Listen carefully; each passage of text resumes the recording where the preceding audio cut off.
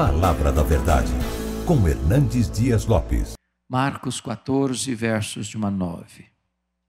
Dali a 2 dias era Páscoa e a festa dos pães asmos. E os principais sacerdotes e os escribas procuravam como prenderiam Jesus à traição e o matariam. Pois diziam, não durante a festa, para que não haja tumulto entre o povo.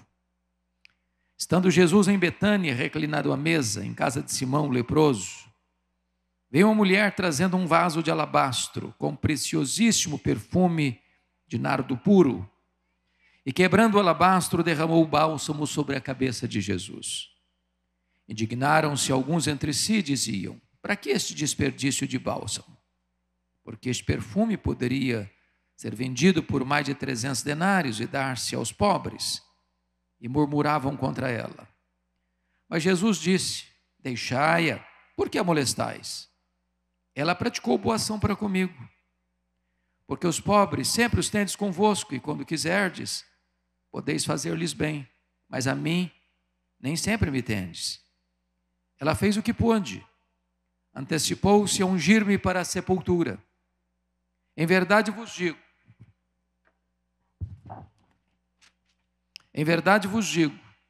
onde for pregado em todo o mundo o Evangelho, será também contado o que ela fez, para a memória sua. Amém. Quero conversar um pouco com vocês sobre o melhor lugar do mundo. O contexto está claro, meridianamente claro. 2 dias antes da Páscoa. A Páscoa era a maior festa judaica. Tratava da libertação histórica de Israel de uma amarga escravidão. Símbolo da nossa redenção, realizado por Cristo na cruz. Na Páscoa, a população de Jerusalém quintuplicava. Por isso que o aparato militar de Roma saía de Cesareia e se transferia para Jerusalém nesta festa. Até mesmo o tetrarca da Galileia, Herodes Antipas, vinha para Jerusalém porque os seus súditos estavam em Jerusalém nesse período. Diz o texto que 2 dias antes da Páscoa, os principais sacerdotes, os escribas, os fariseus, tramaram, urdiram, arquitetaram a prisão de Jesus à traição, para matá-lo depois da festa, depois que o povo tivesse ido embora, para não dar muito impacto social. Mas é curioso que Mateus 26 nos informa, o texto paralelo, que 2 dias antes da Páscoa, foi Jesus quem disse para os seus discípulos que ele seria entregue nas mãos dos sacerdotes para ser crucificado. Isso nos leva à conclusão de que quando os homens pensam que eles estão no controle, conspirando contra Deus, eles estão apenas cumprindo uma agenda estabelecida pelo próprio Deus. Quem dirige a história é o nosso Deus. Por outro lado, no mesmo tempo em que alguém trama, urge, conspira, orquestra a prisão de Jesus, ali 10 quilômetros, na aldeia de Betânia, uma família prepara uma festa para Jesus. Jesus desperta sentimentos tão distintos, amado por uns, odiado por outros, adorado por uns, rejeitado por outros. Esse jantar, lá em Betânia, acontece na casa de um homem chamado Simão. E a Bíblia não diz o sobrenome dele, mas dá um adjetivo para ele, Simão o leproso. Eu não sei quem é o Simão. A Bíblia não diz.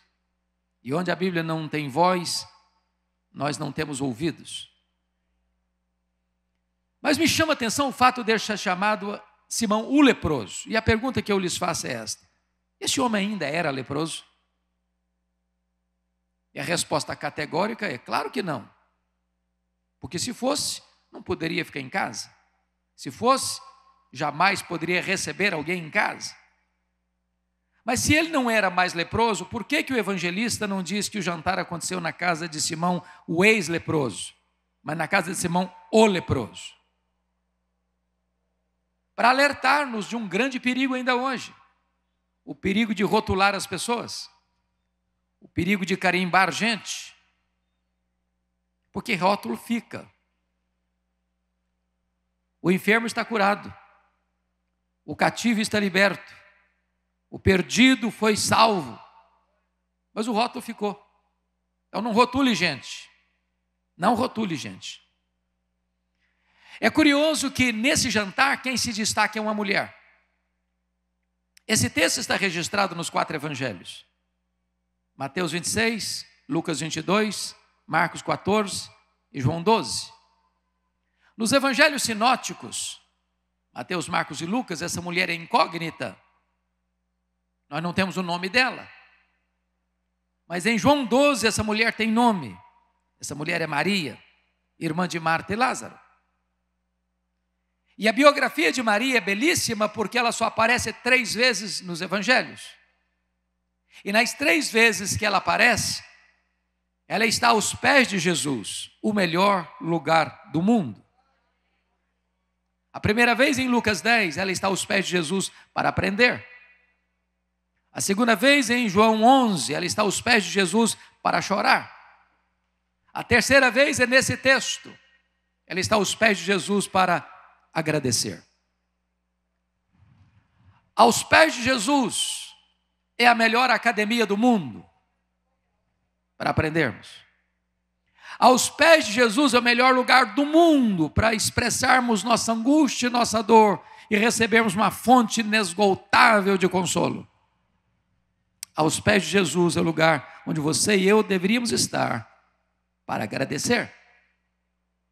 Mas Maria está agradecendo o quê? Certamente o maior milagre público de Jesus, a ressurreição de Lázaro, seu irmão. E diz a Escritura que quando Jesus está à mesa, Marta está servindo, Lázaro recém-ressuscitado está à mesa. Ela vem com um vaso de alabastro. Alabastro é uma pedra ornamental de cor rosa, com um preciosíssimo perfume. Notem o grau superlativo, preciosíssimo. Feito de uma essência chamada nardo. E notem que a essência não era híbrida, misturada, nardo puro. Diz Mateus que o vaso está cheio. Diz João que tinha 1 libra de perfume. Libra é uma medida que nós não estamos tão acostumados.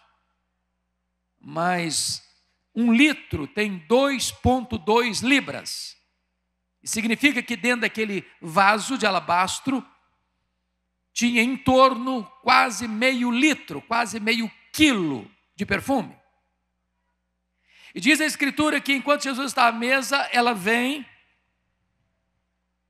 quebra o vaso, todo o perfume é derramado na cabeça de Jesus, a casa se enche com perfume, o perfume escorre pelo corpo de Jesus, chega aos pés de Jesus, e diz João que ela solta os seus cabelos e enxuga os pés de Jesus com os seus cabelos. Isso provoca uma reação imediata nos discípulos que ficam irados contra ela, dizendo: isso é um desperdício. Poderia vender-se esse perfume e fazer mais de 300 denários e dar-se aos pobres. E murmuraram contra ela, molestaram-na. E Jesus sai em defesa dela e diz: não a molesteis. Ela praticou boa ação para comigo. Os pobres sempre os tendes convosco, mas a mim nem sempre me tendes. Ela fez o que pôde. Ela antecipou-se a ungir-me para a sepultura. E em verdade vos digo, onde for pregado o evangelho em todo o mundo, será contado o que ela fez, para a memória sua.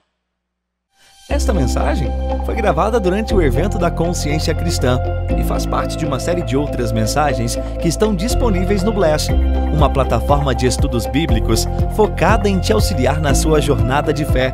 Acesse o link que está na descrição e saiba mais. Deste texto, irmãos, depreendemos 8 lições que Maria nos ensina e eu quero brevemente partilhá-los com vocês. Em primeiro lugar, veja você comigo o versículo 8, na parte A do verso, que diz assim: ela fez o que pôde. Isso me impressiona. Porque isso me leva a uma pergunta: meu Deus, e eu estou fazendo o que posso para Jesus? Estou fazendo tudo o que posso para Jesus? Porque às vezes fazemos, mas fazemos relaxadamente. Às vezes fazemos, mas não fazemos tudo o que podemos. Às vezes fazemos, mas não fazemos com a motivação boa. Maria fez o que pôde. No dia 23 de setembro de 1723, na Alemanha, começa um movimento com Ludwig van Zinzendorf, chamado de movimento moraviano, que desperta na Alemanha um grande mover de oração, onde se começa uma reunião de oração de 100 anos, ininterruptamente, de um grande movimento missionário. Os moravianos eram pobres, mas cada 18 moravianos na Alemanha sustentavam um missionário fora da Alemanha. Alguns, não tendo dinheiro para enviar para a obra missionária, se vendiam como escravos, para comprar passagem de ida para os povos mais longínquos, para passar lá o resto da sua vida anunciando a esses povos a esperança do Evangelho. Quando eu penso num exemplo desse, eu me pergunto: e eu? Estou fazendo o que eu posso? Tudo o que eu posso? Maria fez o que pôde. Segunda lição, olha comigo o versículo 3. E no verso 3, nós somos apresentados a outra lição que Maria ensina. Ela fez também o seu melhor para Jesus. Vamos entender isso aqui. Esse perfume não tinha numa loja de perfumaria em Israel. Esta essência chamada nardo não era produzida em Israel. Os estudiosos dizem que esta essência só era encontrada nas cordilheiras do Himalaia, de um arbusto seco moído e transportado em lombos de camelos. Esse perfume não era só caríssimo, era também raríssimo. Para vocês terem uma noção, pela avaliação feita, se tinha ali menos de meio litro de perfume, e se ele foi avaliado em mais de 300 denários, e um denário era o salário de um trabalhador num dia inteiro, então, cada grama desse perfume custava um dia de trabalho. Era como se você trabalhasse 24 horas, ou o dia todo, melhor dizendo, para o final do dia você ir lá e comprar uma gota de perfume, 1 grama de perfume. Agora, quando você tem um perfume caro, como é que você usa? Via de regra, um pouquinho, na ponta da orelha, e você diz para você mesmo: esse perfume tem que durar pelo menos 1 ano. Agora, notem que Maria não abre o frasco, o vaso, ela quebra o vaso. Por que ela quebra o vaso? Porque ela não quer que sobre nem uma gota. Ela quer oferecer a Jesus o seu melhor, e tudo que ela tem de melhor, ela quer colocar a serviço de Jesus. Ela fez o melhor. Então eu pergunto a você também nesta manhã: você tem feito o seu melhor para Jesus? Porque às vezes nós damos a sobra, o resto, o que não nos faz falta, o que não nos é importante. Meus irmãos, às vezes as pessoas que não conhecem a Deus como nós conhecemos, servem com mais fervor aos seus ídolos do que nós servimos ao Deus da nossa salvação. Eu estava pregando em Porto há 3 anos, e fui fazer uma visita à cidade de Coimbra, e quando nós estávamos viajando, eu vi caravanas a pé, pelo asfalto, e eu perguntei: mas o que essas pessoas estão fazendo? Me responderam: elas estão indo a Fátima, pagar promessas. E eu perguntei: mas a que distância eles estão andando a pé? Me responderam: a mais de 300 quilômetros. E eu fiquei pensando: meu Deus, quantas vezes nós, salvos pela graça, morando às vezes no bairro da igreja, na cidade, tendo carro, tendo ônibus, tendo Uber, tendo ônibus, tendo metrô, tendo isso, tendo aquilo, qualquer coisinha, motivo para a gente não ir à casa de Deus. Às vezes, aqueles que não têm o conhecimento que nós temos da verdade são muito mais zelosos em servir aos seus ídolos, aos seus deuses, do que nós o somos em servir a Deus. Maria fez o seu melhor. Terceira lição. Ainda no verso 3, Maria fez não só o seu melhor, mas ela fez também de forma sacrificial. Porque vamos entender isso aqui, irmãos. Nenhuma pessoa é capaz de gastar um ano de trabalho, porque mais de 300 denários era mais de um ano de serviço, num frasco de perfume. Ninguém faz isso. Para você entender esse texto, você tem que entender a cultura judaica. Quando uma menina fazia a transição de menina para moça, ela começava esse processo de juntar esse perfume num vaso de alabastro, comprando grama a grama, gota a gota, para o dia mais sonhado e esperado da sua vida, o dia das suas núpcias. Porque do contrário você não vai entender que como uma moça pobre, de uma família pobre, de uma aldeia pobre, de uma nação pobre, investe mais de um ano de trabalho num frasco de perfume. Era a cultura dela.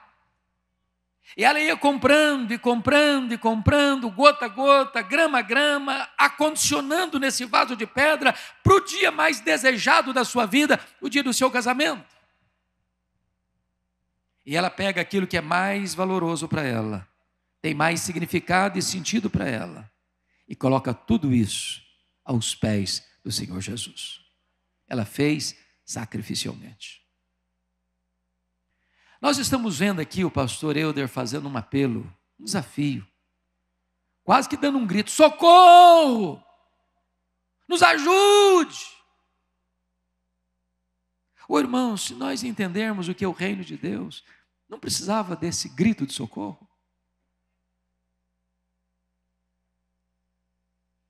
A obra de Deus precisa ser sustentada pelos recursos de Deus. E nunca faltou os recursos de Deus para o trabalho de Deus. O que a igreja precisa entender é o que significa generosidade sacrificial. E eu pergunto a você nesta manhã, e você que nos assiste, o que é que você está fazendo hoje para Jesus que possa receber o selo de sacrificial?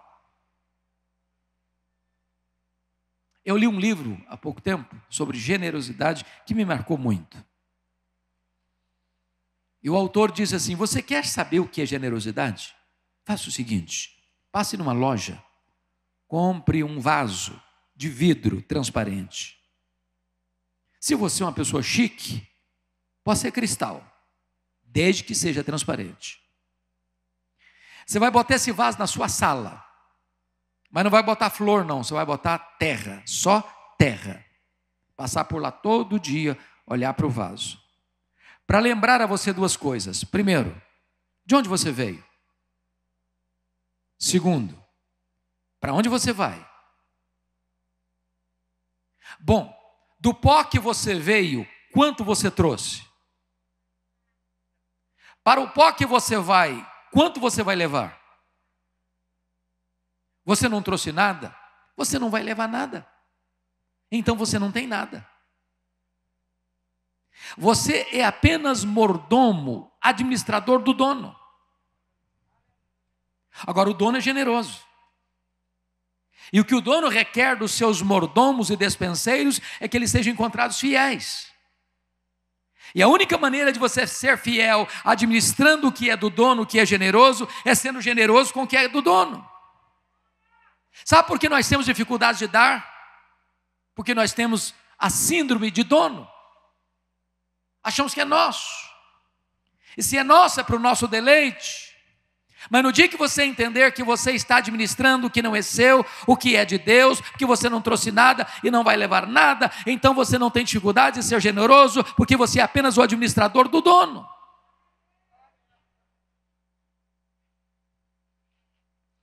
Dr. John Rockefeller foi o primeiro bilionário do mundo. Foi o primeiro homem no mundo a juntar $1 bilhão, foi John Rockefeller. No dia que ele morreu, um curioso foi ao cemitério para perguntar ao contador acerca da fortuna, da riqueza de John Rockefeller. E ele conseguiu encostar no contador e perguntou assim: e aí, cara, diz para mim, quanto é que o doutor John Rockefeller deixou? O contador olhou surpreso para ele e disse: você não sabe? Não, me conta. Rapaz, ele deixou tudo, ele não levou nem um centavo. Não tem gaveta em caixão. Não tem caminhão de mudança e enterro. Então é hora da igreja aprender com Maria a oferecer não só o seu melhor, mas de forma também sacrificial. Mas em quarto lugar, Maria fez, apesar das críticas. Se você olhar comigo os versos 4 a 6, Maria está enfrentando 3 críticas. A primeira delas, aí no verso 4, indignaram-se alguns entre si e diziam: para que esse desperdício de bálsamo? Quem são esses alguns aqui? São os discípulos, que deviam estar aprendendo com Maria e felizes com o ato de Maria, mas estão indignados contra ela. Agora notem, eles não estão indignados com o que ela fez, eles estão indignados para quem ela fez. Se fosse para os pobres, tudo bem, mas não, para Jesus não, aí é um desperdício.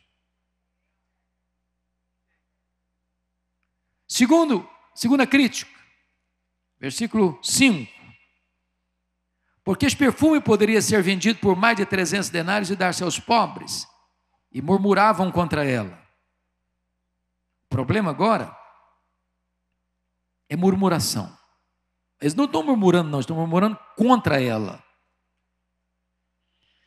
E é curioso que quem avalia o perfume em João 12 é Judas Iscariotes, o tesoureiro do grupo. Entendia de finanças.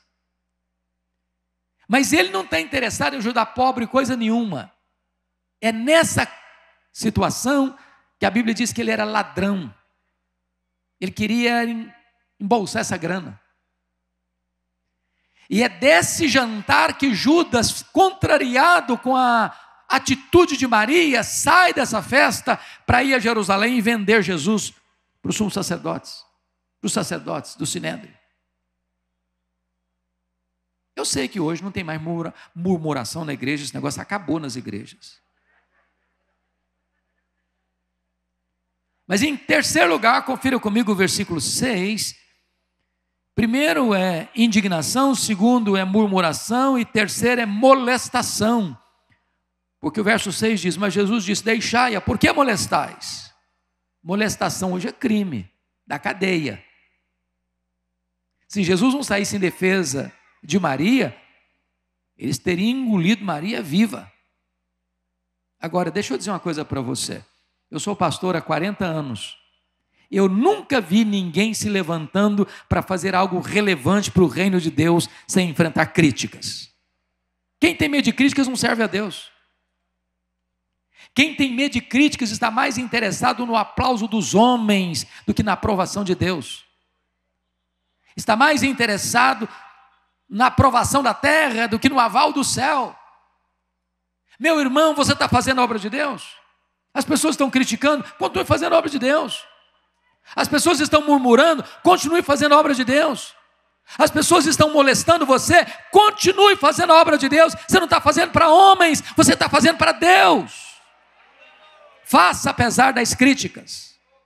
Não seja um crente cristal, um crente porcelana, um crente hipersensível. Faça a obra de Deus, apesar das críticas. Quinto lugar, Maria nos ensina que nós devemos fazer o que podemos, o melhor, de forma sacrificial, apesar das críticas, mas devemos fazer também só para agradar a Jesus. É João que nos dá essa informação, e só João, que Maria enxugou os pés de Jesus com seus cabelos. perfume escorre, pense você, quase meio litro, se você jogar meio litro d'água na sua cabeça, vai escorrer, ainda mais o perfume que é oleoso, vai escorrer o corpo todo, vai chegar aos pés. E você pergunta, o que significa esse negócio de Maria enxugar os pés de Jesus com seus cabelos? Para a cultura brasileira, nada. Só um ato de humildade. Mas para a cultura judaica isso tem um significado diferente. Na cultura judaica, a mulher não pode soltar os cabelos em público. Só as mulheres censuradas podiam fazer isso. Mas por que Maria faz? Quebrando o protocolo, o clichê, o padrão cultural. Talvez, irmãos, para nos ensinar um fato. Quando o seu amor por Jesus transborda, você não consegue ficar muito preso dentro de clichês, de caixinhas engessadas. Você acaba extrapolando. Mas o que me impressiona é que Maria não está preocupada com o que as pessoas vão falar, o que as pessoas vão pensar, o que as pessoas vão dizer. Ela só tem um vetor que governa a vida dela, é agradar a Jesus. Às vezes, meus irmãos, nós ficamos muito cheios de dedo, pensando, puxa vida, se eu fizer isso, eu desagrado fulano. Se eu fizer aquilo, eu desagrado Beltrano. Se eu fizer aquilo outro, o ciclano não vai gostar. Às vezes até no culto, a gente engessa. Porque se a gente fizer este ou aquele movimento, este ou aquele gesto, o fulano vai...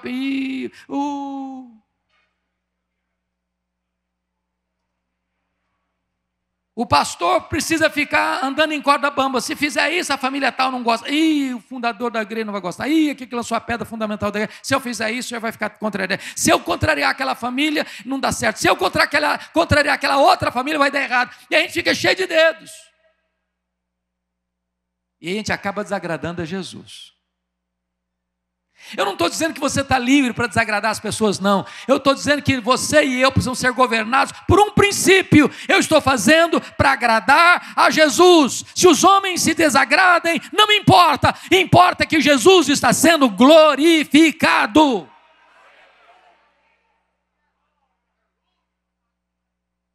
Sexto lugar. Maria fez a pessoa certa. Deixai-a, ela praticou boa ação para comigo. Os pobres sempre os tendes convosco. A mim nem sempre me tendes.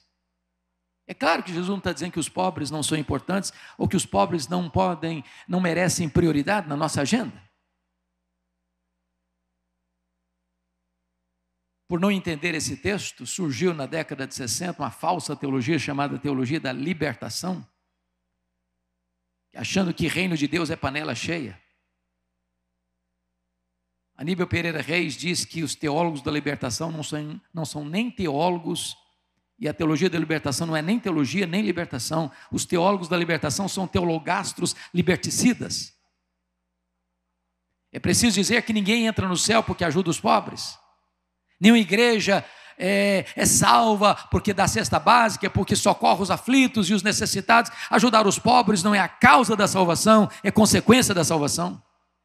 Você não ajuda os pobres para ser salvo, você ajuda os pobres porque foi salvo pela graça. O que move você na direção do seu próximo é Jesus. Mas em sétimo lugar, Maria fez no tempo certo. Olha comigo o versículo 8, a parte B, quando Jesus diz o seguinte... 8b, ela antecipou-se a ungir-me para a sepultura. Eu fico impressionado com isso. Eu, quando estava escrevendo o comentário de Lucas, eu fiquei muito, muito tocado pelo aspecto de Lucas dar ênfase ao ministério das mulheres, no ministério de Jesus. E lá em Lucas 8 diz que quem sustentou, quem bancou o ministério itinerante de Jesus, pregando de cidade em cidade, de aldeia em aldeia, foram as mulheres. E a Bíblia cita o nome de 3 delas, Maria Madalena, Joana, Susana e muitas outras. E eu fico imaginando que tinha 204 cidades na Galileia, cidades e aldeias, era a região mais populosa. E Jesus ia de cidade em cidade, de aldeia em aldeia, pregando o evangelho. E essas mulheres iam com Pix, com transferência bancária e bancando o ministério de Jesus. Agora pensem comigo quantas pessoas eram. Jesus, mais 12 discípulos, 13. 3 mulheres citadas pelo nome, 16. Mas muitas outras mulheres, eu não sei quantas são muitas outras. Imagine 40 pessoas. Não tem hotel, não tem self-service, não tem estrutura. E elas ali, bancando. Cidade em cidade, aldeia em aldeia, estrutura de alimentação para dormir. Era complexo. E elas bancando. E diz a Bíblia que Jesus disse para os discípulos e para essas mulheres que era necessário que subisse para Jerusalém para ser entregue nas mãos dos sacerdotes, para ser crucificado, para ressuscitar o terceiro dia. E essas mulheres, quando Jesus sobe para lá, com esse propósito, elas vão com ele.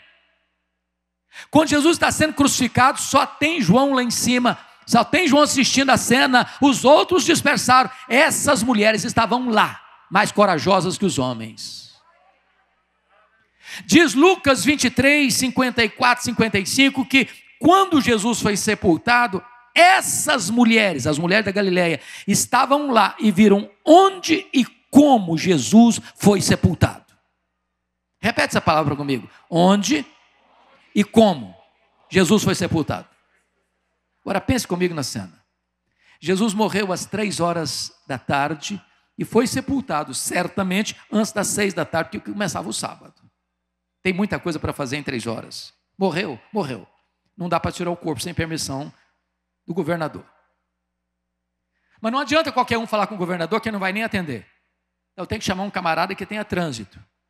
José de Arimateia. Chega e falou, ó, queria permissão para tirar o corpo de Jesus, porque morreu. Não morreu, não deu prazo. Não morreu, sim, senhor. Não morreu. E tem gente que passa mais de um dia lá, não morre assim rápido, não. Morreu, sim, senhor. Não, eu só acredito se o centurião vier aqui e me falar, não, então vai lá, chama o centurião, vem cá. Morreu, sim, senhor. Então tem que fazer um documento. Então tem que agora ir no mercado, tem que comprar linhos, tem que comprar lençóis, tem que comprar perfume, tem que tirar o corpo, tem que limpar o corpo, tem que passar perfume, tem que limpar o corpo, tem que enrolar o corpo no lençol, tem que sair daqui e levar lá para o local do sepultamento. Tem uma pedra pesada, tem que tirar a pedra, tem que botar lá dentro do corpo, lá na sepultura, tem que rolar a pedra, tudo isso em 6 horas, e as mulheres estão vendo onde e como. Você já parou para perguntar por que as mulheres foram, terminado o sábado, 6 da tarde, no mercado para comprar perfumes, para na madrugada ir ungir o corpo de Jesus? Você pensou por quê já? A Bíblia não responde esta pergunta, eu vou lhe dar uma dedução minha. Penso estar correto. Eu acho que elas olharam, elas viram onde e como. Elas pensaram assim, esse serviço está mal feito. Mulher não gosta de nada mal feito. Vão fazer direito. Quando elas chegam, uma surpresa. O túmulo está aberto, a pedra está rolada. Elas entram, o túmulo está vazio.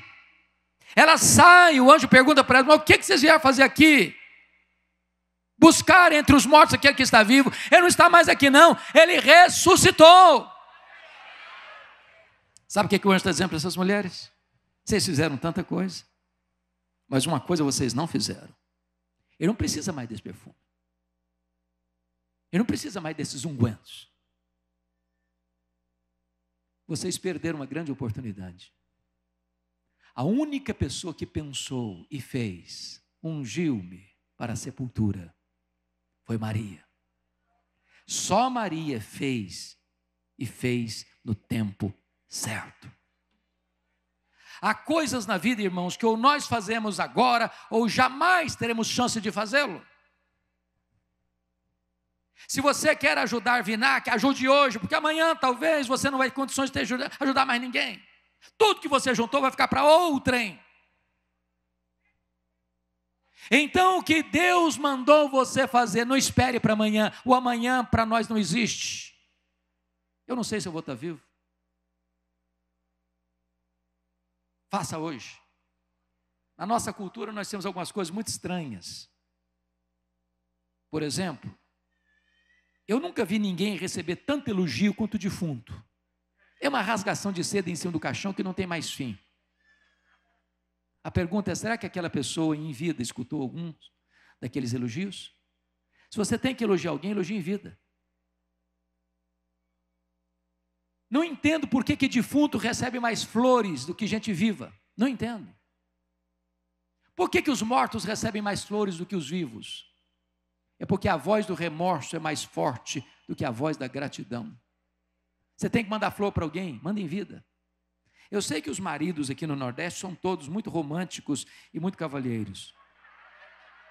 Nunca deixa passar em brancas nuvens o aniversário da esposa, aniversário de casamento. Agora, tem marido também que nunca deu um buquê de flores para a esposa. Ô irmãzinha querida, se você for na frente, deixa eu lhe dizer, você vai ganhar uma coroa. E o cara nem vai pedir desconto na floricultura. Você tem que dar flor para alguém, dê em vida. Você tem que ajudar alguém, ajude hoje. Você tem que ajudar a Vinac, ajude hoje. Amanhã pode ser tarde demais. Bom, último lugar, 8º lugar, Maria nos ensina. Ela fez o que pôde, ela fez o melhor, ela fez sacrificialmente, ela fez apesar das críticas, ela fez só para agradar Jesus, ela fez a pessoa certa, ela fez no tempo certo. Mas em último lugar, ela fez com reflexos para as futuras gerações. O versículo 9 diz: em verdade vos digo, onde for pregado o evangelho em todo o mundo, será contado o que ela fez para a memória sua. O que me impressiona é o que Maria fez no recôndito de uma pequena casa humilde, numa aldeia humilde, há 2000 anos, está sendo proclamado dos eirados, trombeteado nos ouvidos da história. A pergunta que eu faço a você e a mim nesta manhã é esta: o que você e eu estamos fazendo hoje que vai reverberar nas futuras gerações? Nós vivemos uma sociedade hedonista, materialista, consumista. Nós estamos olhando para o nosso próprio umbigo e vivendo para nós, porque pensamos que nós somos o centro do universo, mas nós não somos o centro do universo, Deus é.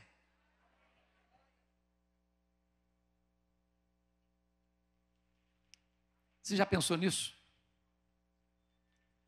Qual vai ser a frase que vai ser escrita na sua lápide? Na placa de mármore branca? Que frase vai resumir sua vida?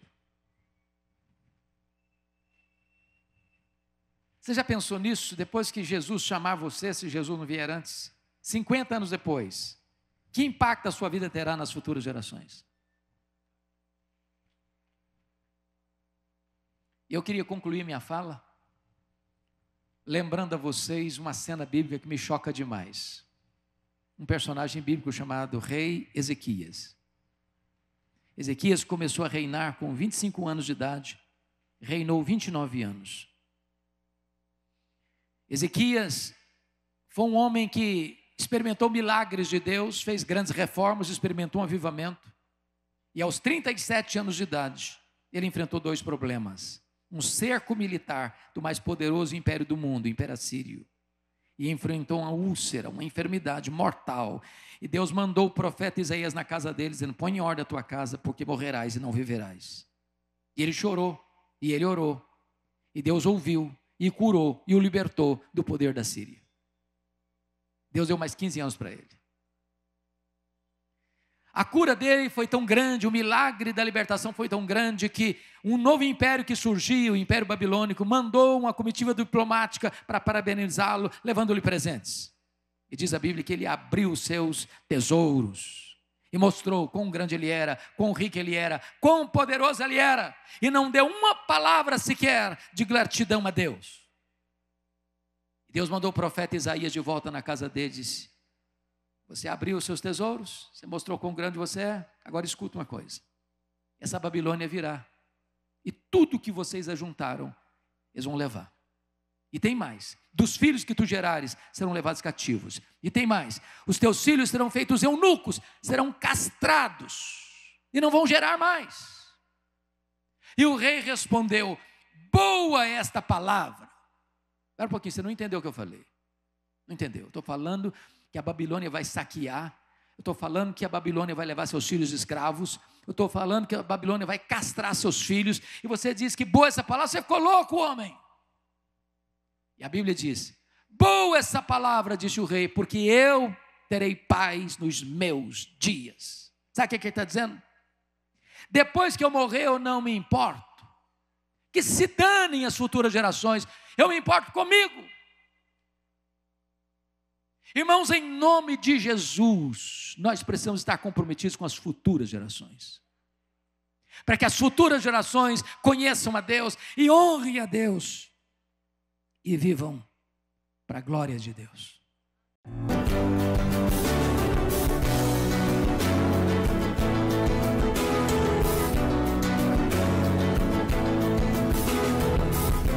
Palavra da Verdade, com Hernandes Dias Lopes.